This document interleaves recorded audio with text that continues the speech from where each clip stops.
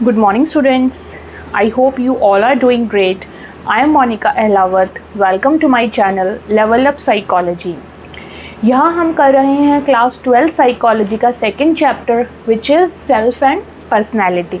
Okay, last class में हमने समझा था what are type approach, what are trait approaches. Okay, उनके डिफरेंस को अगर आपने वो क्लास नहीं देखी है, वो वीडियो नहीं देखी है, तो आप इससे पहले वाली वीडियो पे जाके उसको समझ सकते हैं अच्छे से and then you can come back to this video. आज हम शुरू करने जा रहे हैं type approaches. Okay, so let's start with the topic today. It is type approaches.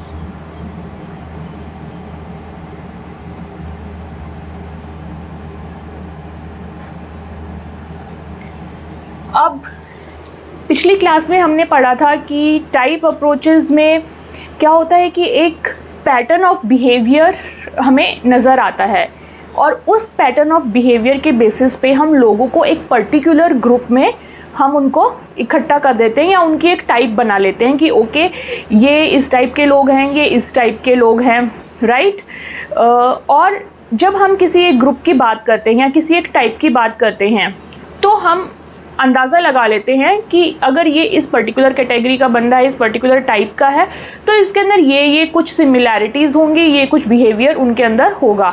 जैसे जिनको बाहर बहुत ज़्यादा जाना पसंद है तो वो एक्सट्रोवर्ट टाइप की एक कैटेगरी में आ जाएंगे और उससे रिलेटेड जो कुछ बिहेवियर होते हैं थोड़े से कॉमन, वो हम पता लगा सकते हैं. ठीक, तो ये एक तरीके से लोगों को similar broad pattern of behaviour के आधार पे लोगों को ग्रुप किया जाता है टाइप अप्रोच के अंदर. ठीक है, ज़्यादा डिटेल में हमने लास्ट क्लास में कर लिया था. आज हम पढ़ेंगे कि कौन कौन सी टाइप अप्रोचेस आपके सिलेबस में हैं जो कि हिस्ट्री से लेके अभी तक के टाइम तक मोस्टली आपके सिलेबस में जो इंक्लूडेड हैं वो. ओके, तो इसमें मेनली 5 आपके सिलेबस में हैं which are personality types described as personality types on the basis of type approach. Okay, described bye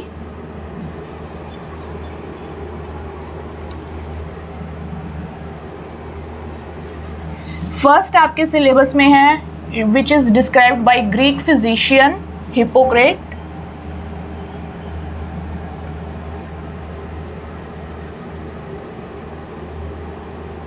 okay, ये हम पढ़ेंगे. देन है इंडियन व्यू के आधार पे जिसमें कि इंडियन टेक्स्ट, आयुर्वेदिक टेक्स्ट में जो आपको देखने को मिलेगी उससे रिलेटेड. देन हम पढ़ेंगे शेल्डन का व्यू. ओके,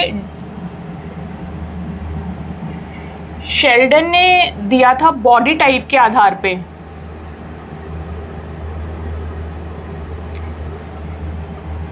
उसके बाद कार्ल युंग ने क्या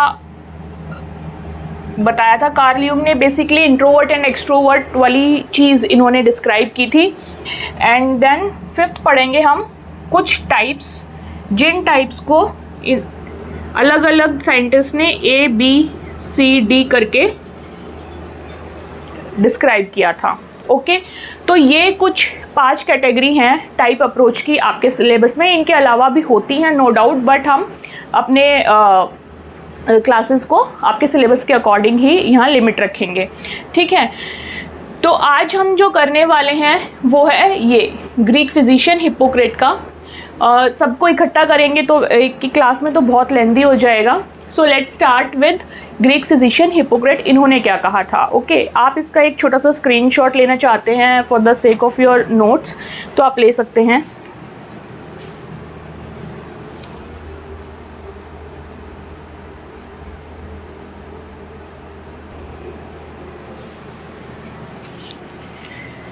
ओके, सो अब हम आज की क्लास में पढ़ने वाले हैं हिप्पोक्रेट्स ने क्या बोला था. ठीक है, दिस इज हिप्पोक्रेट्स. अगर आपने स्क्रीनशॉट लिया है तो पहले वाले में भी ये करेक्ट कर लेना, it is Hippocrates. Okay, so Hippocrates एक ग्रीक फिजिशियन थे और उस टाइम पे इनका मानना होता था कि जो पर्सनैलिटी टाइप है वो बेस्ड होती है 4 टाइप के फ्लूइड्स पे, कि हमारी बॉडी में 4 फ्लूइड्स होते हैं, पर्टिकुलरली 4 फ्लूइड्स, और इन फ्लूइड्स को इन्होंने नाम दिया था ह्यूमर का, कि इनको ह्यूमर बोलेंगे। ओके, एंड अगर तो ये 4 फ्लूइड जो हर किसी की बॉडी में हैं, it not just in human beings, ये एनिमल्स वगैरह हर किसी की बॉडी में होते हैं, ठीक है। तो ये जो 4 फ्लूइड्स हैं ये हमारी बॉडी में हैं, और अगर इनका बैलेंस बना रहता है तब तो है हम हेल्दी। अगर ये फ्लूइड कुछ इनकी एडिक्वेट क्वांटिटी से हटके कुछ अगर मात्रा हो जाती है, कोई कम या ज़्यादा हो जाता है, तो उसकी वजह से फिर किसी भी पर्टिकुलर इंसान को कोई हेल्थ इश्यूज आ सकते हैं। ओके, और किसी किसी इंसान में इन चारों फ्लूइड में से कोई एक फ्लूइड की मात्रा ज़्यादा होती है कंपैरेटिवली द अदर 3 फ्लूइड्स, तो उसके अकॉर्डिंग उसकी एक पर्सनैलिटी टाइप बन जाती है, ठीक है। ओवरऑल हेल्दी रहने के लिए तो इन्होंने बोला कि चारों फ्लूइड्स का हमारा बैलेंस होना ज़रूरी है, लेकिन अगर किसी में थोड़ी बहुत मात्रा किसी एक फ्लूइड की ज़्यादा है या 2 फ्लूइड्स की ज़्यादा है, तो उसके आधार पे उसको हम एक पर्टिकुलर पर्सनैलिटी टाइप में रख सकते हैं, ठीक है। तो इन 4 फ्लूइड्स के आधार, पहले ये देख लेते हैं हम 4 फ्लूइड हैं कौन से ये। ओके, तो ये 4 फ्लूइड जो इन्होंने बताए वो है ब्लड, सॉरी,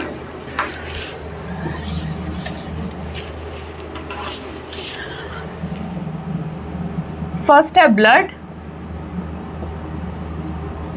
देन सेकंड है फ्लेम,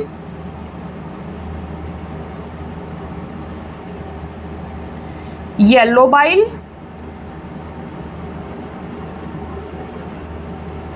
एंड ब्लैक बाइल।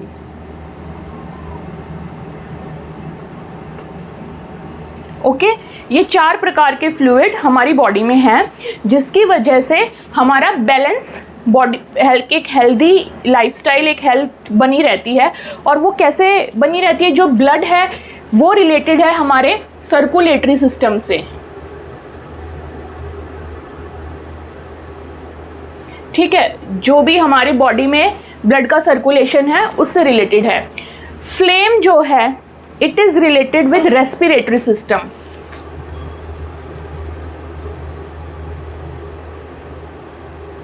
ठीक है। जो हम सांस लेने की प्रक्रिया है जिसमें कि हमारे नॉस्ट्रिल्स, देन रेस्पिरेटरी ऑर्गन्स आ जाते हैं जैसे लंग्स एंड डायाफ्राम वगैरह, ये सारी चीज़ें इसमें जो आ जाती हैं। येलो बाइल रिलेटेड है आपके डाइजेस्टिव सिस्टम से,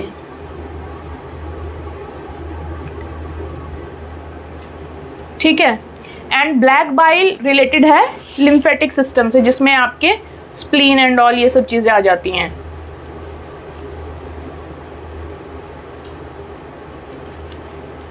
तो अब देखा जाए तो पूरा जो बॉडी के जो भी सिस्टम्स हैं वो सारे इसमें कवर अप हो रहे हैं, ठीक है। तो हर सिस्टम को एक हेल्दी पोजीशन में रखने के लिए इन चारों फ्लूइड्स का एक एडिक्वेट अमाउंट में हमारी बॉडी में होना बहुत ज़रूरी है, ये उनका मानना था।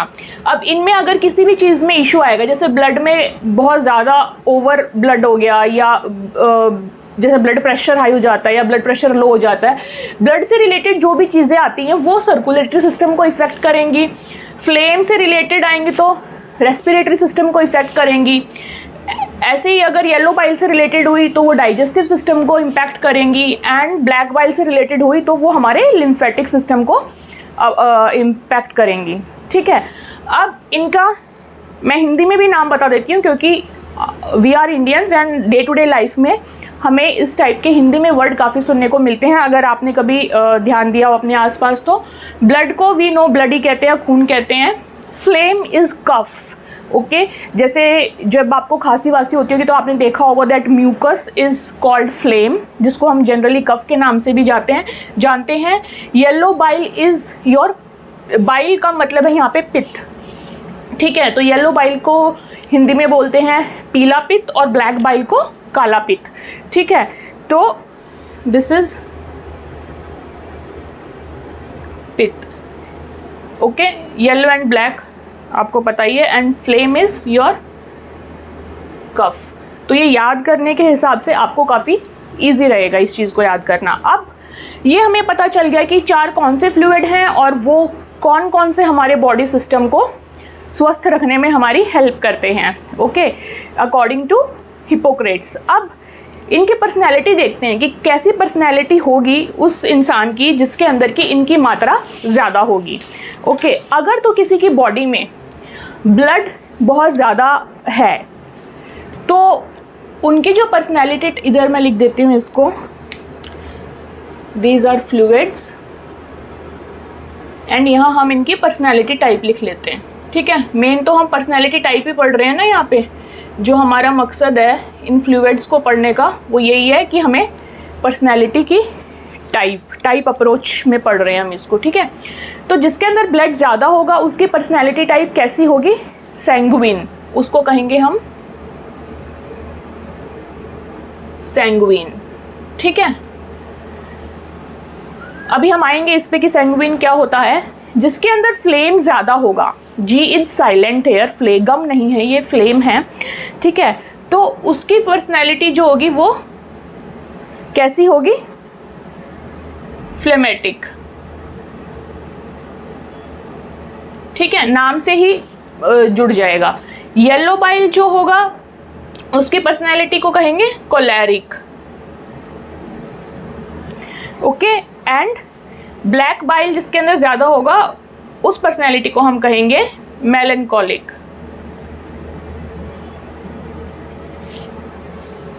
ठीक है। अब ये पर्सनैलिटी टाइप्स को हमने नाम तो दे दिए। अब इन पर्सनैलिटी टाइप वालों के अंदर क्या देखने को मिलता है, कैसा बिहेवियर देखने को मिलता है वो हम देखेंगे, राइट। क्योंकि पर्सनैलिटी टाइप को हम जो टाइप बनाते हैं, ग्रुप बनाते हैं, वो on the basis of broad patterns of behaviour ही बनाते हैं, राइट। यहाँ पे टाइप में आप ये चीज़ हमेशा याद रखना, it is broad pattern of behaviour. अगर कोई बहुत ज़्यादा अच्छी तरीके से ब्रॉड पैटर्न ऑफ बिहेवियर के रूप में नहीं झलक रहा है तो आप उसको ऐसे टाइप का नाम नहीं दे सकते हैं, ओके। तो अब इन्होंने क्या देखा कि सैंग्विन जिनके अंदर ब्लड ज़्यादा होता है वो पर्सनैलिटी कैसी होती हैं? वो होती हैं थोड़ी एनर्जेटिक पर्सनैलिटीज़, ठीक है, ऑप्टिमिस्टिक होती हैं और इम्पल्सिव होती हैं, ओके। सो यहाँ पे हम इनके लिख सकते हैं बिहेवियर में क्या क्या देखने को मिलता है। Energetic, impulsive and optimistic, okay. इस टाइप की ये पर्सनैलिटी होती हैं। अब यहाँ पे आप देख सकते हैं कि एनर्जेटिक, ऑप्टिमिस्टिक ये तो पॉजिटिव बिहेवियर हो गया, लेकिन अगर बहुत ज़्यादा हो, अगर नुकसान भी होता है किसी किसी पर्सनैलिटी का, राइट। तो अगर बहुत ज़्यादा और उसका कोई नेगेटिव इफेक्ट आएगा तो वो आएगा कि वो बहुत ही इम्पल्सिव से हो जाएंगे, रेस्टलेस, उन लोगों में रेस्टलेसनेस आ जाएगी, ठीक है।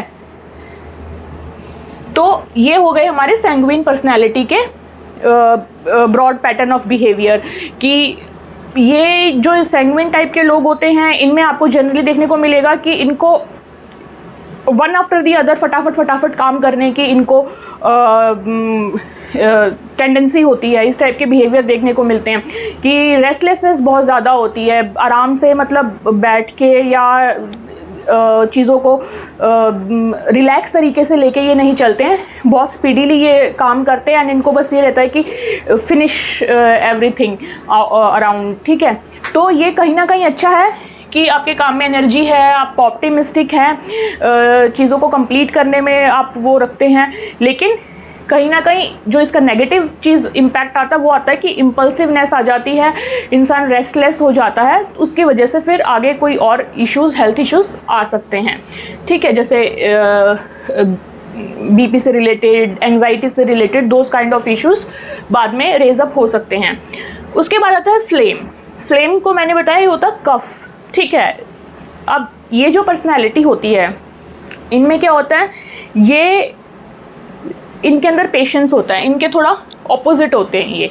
ठीक है, इनके अंदर पेशेंस होता है, एक धैर्य टाइप चीज़ होती है, आपको देखने को मिलेगी कि they are easy going person basically. ठीक है, तो आप लिख सकते हैं इनकी पर्सनैलिटी में दे आर पेशेंट। पेशेंट मतलब जिसके अंदर धैर्य है, बीमार वाला पेशेंट नहीं है यहाँ पे। ठीक है, पेशेंट होते हैं, एम्पैथेटिक होते हैं ये। ठीक है, क्योंकि एक तो इनको स्थिर रूप से सुनने की, ठहरने की इनको आदत होती है, तो ये एम्पैथेटिक बन जाते हैं इस प्रोसेस में। ये एम्पैथेटिक भी होते हैं, पेशेंट हो गए, एम्पैथेटिक हो गए, इजी गोइंग हो गए।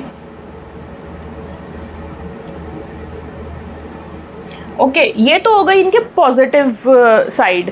अब नेगेटिव साइड क्या होगी? जिनके जो फ्लेगमेटिक पर्सनैलिटी हैं, इनकी नेगेटिव साइड ये होगी कि ये इतने इजी गोइंग होते हैं, इनको इतना रिलैक्स मोड में चले जाते हैं कि जहाँ ज़रूरत होती है वहाँ भी ये चीज़ों को इग्नोर कर देते हैं, जाने देते हैं कि इट्स ओके। जैसे कि अगर कॉन्फ्लिक्ट्स जो होते हैं, they always tend to avoid the conflict.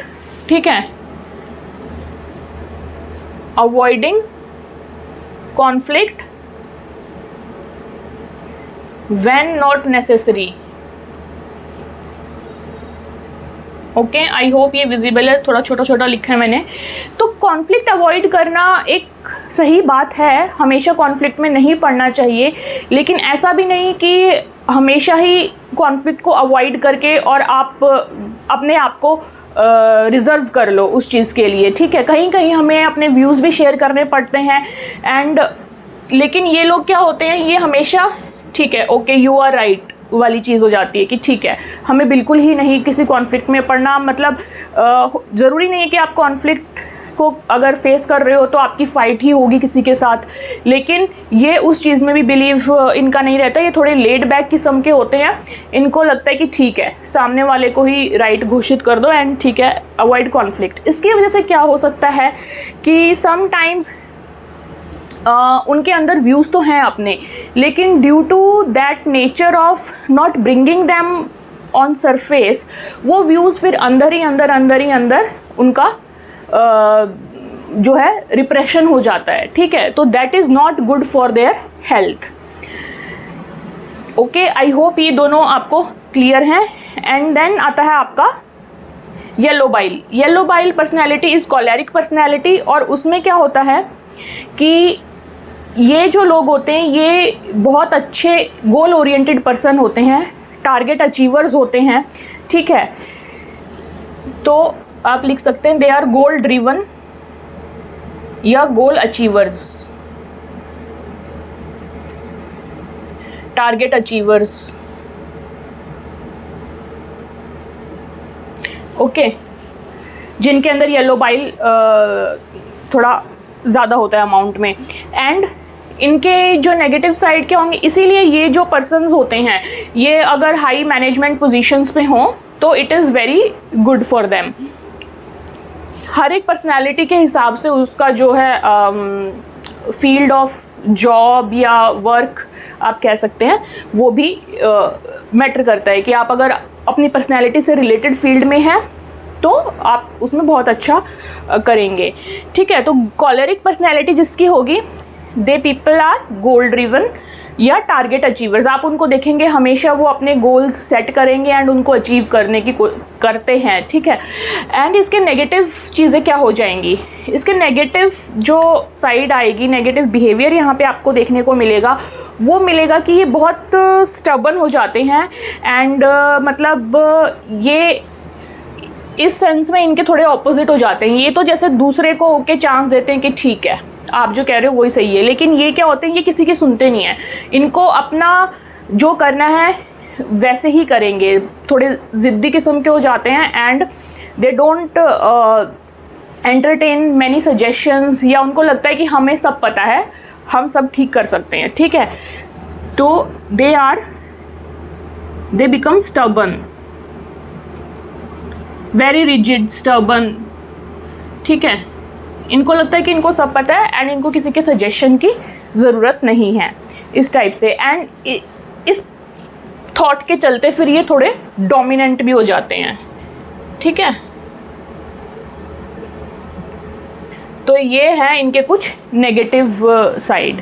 अब बात आती है ब्लैक बाइल की। ब्लैक बाइल वाली पर्सनालिटी को हम कहते हैं मेलनकॉलिक, ठीक है। ये मेलनकॉलिक वर्ड आपने हो सकता है म्यूज़िक के फील्ड में भी सुना हो, बोलते ना मेलनकॉली म्यूज़िक, जिसको कि सैड म्यूज़िक बोलते हैं, ठीक है। तो मेलनकॉली का मतलब ही सैड है, ये कीवर्ड आप याद रखना हमेशा।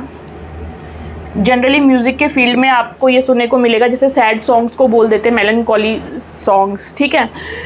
तो मेलनकॉली वाली पर्सनैलिटीज़ क्या होती हैं, जो कि नेचुरली थोड़ी सैड होती हैं या रिज़र्व होती हैं, जिनको ज़्यादा जॉयफुल होना पसंद नहीं होता, ठीक है। ये इनका इस टाइप का टाइप होता है, ठीक है। So you can write seems to, अच्छा ये तो खैर नाम के हिसाब से ही बहुत नेगेटिव झलक रही है।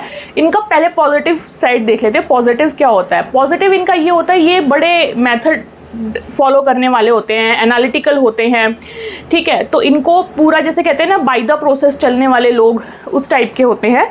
ये इनकी थोड़ी सी पॉजिटिव ट्रेट यहाँ होती है। तो you can write down positive trait में कि एनालिटिकल होते हैं एंड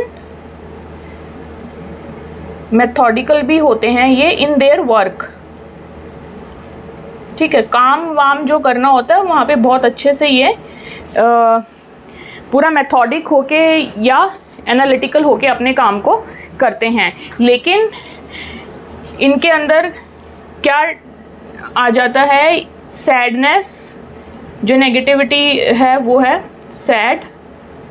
सैडनेस। अगर आपको विजिबल नहीं होगा तो I will adjust the camera, so आप अभी समझ सकते हैं। Sadness and less joyful and reserved, less joyful and reserved, ठीक है। इस टाइप के ये लोग होते हैं। एंड अगर प्रोलॉन्ग्ड सैडनेस हो जाती है, ठीक है,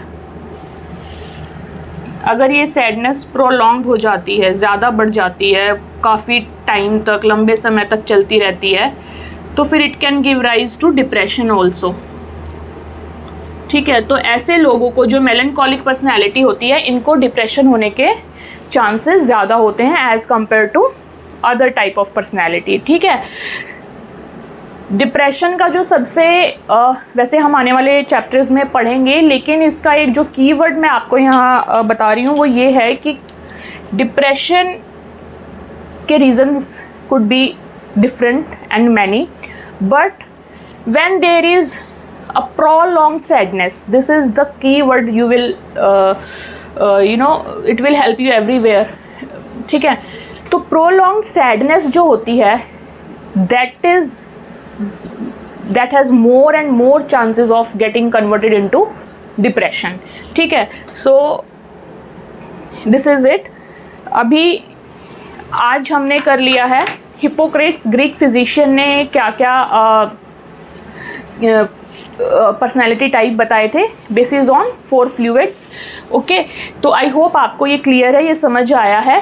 मैं एक बार फटाफट इसको रिवाइज़ करा देती हूँ आपके लिए। उन्होंने बोला कि 4 फ्लूइड होते हैं जिनको ह्यूमर का नाम दिया हमारी बॉडी में, एंड हेल्दी रहने के लिए उन चारों फ्लूइड्स का हमारी बॉडी में एक बैलेंस होना ज़रूरी है। वो 4 फ्लूइड है blood, flame, yellow bile and black bile. जो ब्लड होता है वो हमारे सर्कुलेटरी सिस्टम को अच्छे से रखता है, फ्लेम रेस्पिरेटरी सिस्टम के लिए चाहिए, येलो बाइल डाइजेस्टिव सिस्टम से रिलेटेड है and black bile lymphatic system से रिलेटेड है। ठीक है, अब इनके बेसिस पे अगर ये जो फ्लूइड है इनकी मात्रा थोड़ी ज़्यादा या कम होती है तो उसके बेसिस पे इन्होंने पर्सनैलिटी टाइप्स बनाई। ठीक है, अब उन पर्सनैलिटी टाइप्स में कुछ ना कुछ उनके पॉजिटिव बिहेवियर्स होंगे, कुछ उनके थोड़े से नेगेटिव साइड होगी। ठीक है, तो जिनके अंदर ब्लड ज़्यादा होगा उनको कहते हैं sanguine personality according to Hippocrates. Okay, and उनकी जो पॉजिटिव चीज़ें होंगी वो क्या है, एनर्जेटिक होंगे, ऑप्टिमिस्टिक होंगे, और नेगेटिव में क्या उन्होंने बताया कि इम्पल्सिव होंगे या रेस्टलेस होंगे। ठीक है, फ्लेम जिसके अंदर ज़्यादा होगा यानी कि फ्लेगमेटिक पर्सनैलिटी जो होगी वो पेशेंट होंगे, इजी गोइंग होंगे, एम्पैथेटिक होंगे, लोगों के दुख दर्द को समझ सकेंगे, गुड लिसनर भी होते हैं। ठीक है, बट उनकी जो एक नेगेटिव साइड होती है वो ये कि वो हमेशा ही कॉन्फ्लिक्ट को अवॉइड करने की कोशिश करते हैं, इवन तब जबकि वो नेसेसरी नहीं है। ठीक है, फिर आते हैं येलो बाइल वाले जो कि कोलेरिक पर्सनैलिटी है। ये पॉजिटिव इनकी चीज़ों की बात करें तो गोल ड्रिवन होते हैं, टारगेट अचीवर होते हैं, लेकिन अगर इनके नेगेटिव साइड को देखें तो ये स्टबर्न होते हैं, रिजिड होते हैं, डोमिनेंट होते हैं, किसी के सुनते नहीं हैं, सजेशंस नहीं लेते हैं लोगों के। Melancholic which is related to the word melancholy, sad.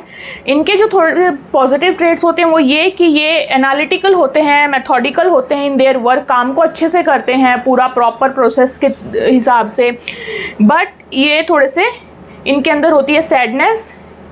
ये नेगेटिव वर्ड्स को मैं यहाँ पे रेड से हाईलाइट कर दिया ताकि आपको इजी हो। सैडनेस, लेस जॉयफुल होते हैं, रिजर्व्ड होते हैं, एंड अगर प्रोलॉन्ग सैडनेस हो तो it can lead to depression also. ठीक है, सो आई होप आपको ये क्लियर है। नेक्स्ट क्लास में हम पढ़ेंगे इंडियन कॉन्टेक्स्ट में जो कि आयुर्वेदा से रिलेटेड है कि कैसे आयुर्वेदा ने कुछ पर्सनैलिटी टाइप्स को डिस्क्राइब किया था। Okay, so if it is clear to you please like the video, share it with your friends and subscribe to the channel if you are new here. I see you in next class. Till then, take care. Bye bye.